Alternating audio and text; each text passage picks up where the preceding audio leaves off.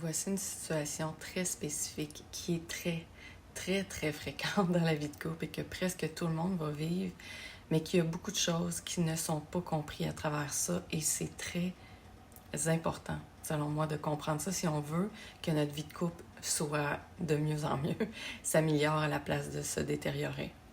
C'est que quand on est en couple et que la personne constamment ramène des vieilles choses sur le tapis, des situations qu'on a vécues ou des choses qu'on a eu du mal peut-être à se comprendre et que la personne a tendance à ramener ça et que ça vous tape sur les nerfs, comprenez ce qui se passe. Prenez une grande respiration et prenez du recul. La personne qui amène ça sur le tapis, très souvent, dans le fond d'elle, elle n'a pas envie d'emmener ça sur le tapis, elle est prise dans une émotion, que ça soit une femme ou un homme. Et quand les gens ramènent ça constamment, ça veut dire qu'il y a de la souffrance. Ça veut dire qu'il y a quelque chose qui pèse sur leur cœur. Il y a quelque chose qui leur fait du mal et qui aimerait s'en libérer. Donc, souvent, c'est inconscient, mais les gens en parlent parce qu'ils aimeraient ça comprendre mieux. Ils aimeraient ça qu'il y ait comme une forme de solution. Ils aimeraient s'entendre des mots, ils aimeraient s'entendre quelque chose ou voir quelque chose à travers vous qui va les libérer, qui va les aider à comprendre ou peut-être à vous pardonner ou à voir la situation d'une autre façon ou arriver à ce que le poids qui pèse puis qui leur fait tant mal se libère. Et est-ce que tout le monde a la bonne façon de le faire? Non. Mais les gens, chacun avec leurs blessures, font comme ils peuvent pour arriver à se libérer de ça. Mais comme vous, la personne qui reçoit ça, ça lui tape ses nerfs. Des fois, les gens en peuvent plus, sont tannés de parler de ça, sont tannés de tourner en rond de ça. Là-dessus, il y en a un souvent qui va se sentir coupable, l'autre va se sentir victime, et là, ça tourne en rond. On n'arrive plus à s'en sortir. Quand vous arrivez dans un coin de mur comme ça, sachez que c'est là qu'il faut prendre un pas de recul, qu'il faut se dire « Attends une minute, là. Si ça me tape autant ses nerfs puis qu'on tourne en rond, il y a sûrement quelque chose que j'ai pas compris. Et il y a sûrement quelque chose que l'autre personne n'a pas compris. Et là, si vous me dites, ben c'est facile, l'autre personne a juste arrêté d'en parler. Non, c'est pas comme ça que ça se passe. Oui, d'une certaine façon, vous avez raison, évidemment. Mais je dis non parce que la personne qui vous en parle, la première chose que vous devez voir, et oui, ça demande de la force, et oui, ça demande de la sagesse, et oui, pour être en relation, ça prend ça. Ça prend au moins une des deux personnes, idéalement les deux, qui ont assez de sagesse pour voir que si l'autre personne n'arrête pas de ramener ça et de vous parler de ça, c'est parce qu'elle souffre et qu'elle ne s'est pas sentie, il ou elle ne s'est pas sentie vue, entendue et surtout compris, et qu'il y a quelque chose qui n'a pas été, qui n'a pas eu assez d'amour pour libérer la souffrance et des fois pour dire une forme de vérité. Parce que quand les gens ramènent constamment quelque chose, c'est qu'il y a quelque chose qui n'a pas été compris ou il n'y a pas eu assez de douceur, assez d'ouverture et assez de vérité pour vraiment creuser le problème puis sortir toutes les vérités qu'il y avait là-dedans pour qu'enfin l'autre personne se sente libérée. Et je sais que très souvent, ça amène beaucoup de problèmes dans la vie de couple et les gens ne savent plus, comme je disais, comment s'en sortir. Tant que vous n'arrivez pas à voir l'autre personne et la situation avec de l'amour et à prendre l'autre personne dans vos bras et à vraiment lui dire « je te comprends », vraiment se mettre à sa place et vraiment essayer de comprendre la personne. Parce que le problème de la vie de couple, très souvent, c'est quoi? On ne se met pas à la place de l'autre. On se dit, voyons, il ou elle me tape ses nerfs. Si j'étais à sa place, je ferais pas ça. Mais on peut pas le savoir. On n'est pas à la place de l'autre personne. On vit pas ce qu'elle vit. On n'a pas les mêmes blessures que l'autre.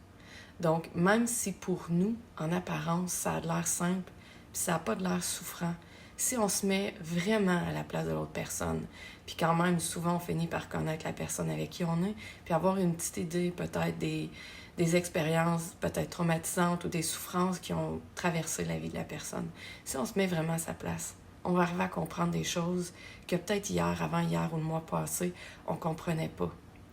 La première chose à faire, c'est de le faire avec calme, avec ouverture et vraiment cesser de juger l'autre partenaire et de minimiser ce que l'autre vit. Je veux pas dire non plus de l'amplifier, puis d'en faire toute une scène, puis tout prendre les choses sur nos épaules de ce que l'autre personne vit. Non. Mais essayer d'y mettre juste un peu plus de hauteur, un peu plus d'amour, un peu plus de sagesse. Déjà là, vous allez comprendre bien des choses. Et l'autre personne va se sentir enfin compris ou comprise. Parce que pour la première fois, votre partenaire va voir quelque chose dans vos yeux, dans votre comportement, qu'il ou qu'elle n'a jamais vu en vous, peut-être jamais dans sa vie. La vie de couple, c'est des nuances, c'est juste ça. Ça peut libérer quelqu'un d'un poids que vous n'avez même pas idée que l'autre personne porte et qu'il ou qu'elle essaie tellement de vous dire quelque chose et que vous, du revers de la main à chaque fois, soit vous vous fâchez, soit vous montez le ton, soit vous dites qu'il n'y a pas rapport ou qu'elle n'a pas rapport ou que c'est ridicule ou c'est innocent ou c'est con ou qu'il ou elle ne devrait pas penser de même. De faire ça, c'est comme de dire à l'autre « je t'aime pas, t'es pas assez important », puis ce que tu penses, c'est ridicule. Puis c'est sûrement pas ce que vous pensez de l'autre, vous l'aimez. Donc d'avoir une façon comme ça d'agir, puis je peux comprendre que ça vous tape ses nerfs, mais c'est la pire chose à faire pour régler une situation dans une vie de couple. Ça va toujours emmener des conflits parce que, rappelez-vous toujours quelque chose. À chaque fois que vous ramenez des choses sur le tapis, ça arrive pratiquement à tout le monde dans la vie de couple, autant à l'homme qu'à la femme dans des situations différentes. Si vous ramenez quelque chose, c'est qu'il y a quelque chose qui vous a dérangé et que l'autre personne, vous voyez que ça n'a pas été compris, et vice-versa. Donc, de prendre le temps, d'essayer de se comprendre, vous allez faire ce que plus que 60, 70%, 80% des couples ne font pas. Prendre le temps de vraiment écouter, de vraiment comprendre, de vraiment se mettre à la place et de sortir de toutes nos habitudes qui entretiennent tellement les conflits, puis de rentrer toujours dans la culpabilité, puis dans « je suis pas bon, je suis pas bonne, je le sais bien, j'ai pas fait les bonnes affaires », puis là, on tourne en rond. Non. Essayons de se comprendre vraiment avec le cœur, sans jugement.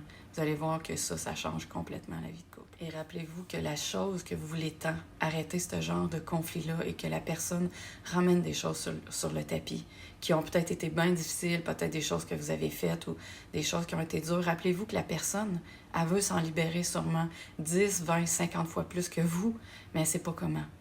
Donc, accompagnez-vous l'un et l'autre dans ces situations-là pour essayer d'ouvrir une fenêtre, une porte en image, pour essayer de respirer les deux ensemble, puis de ne pas étouffer dans une situation comme ça. Tout le monde est capable de le faire.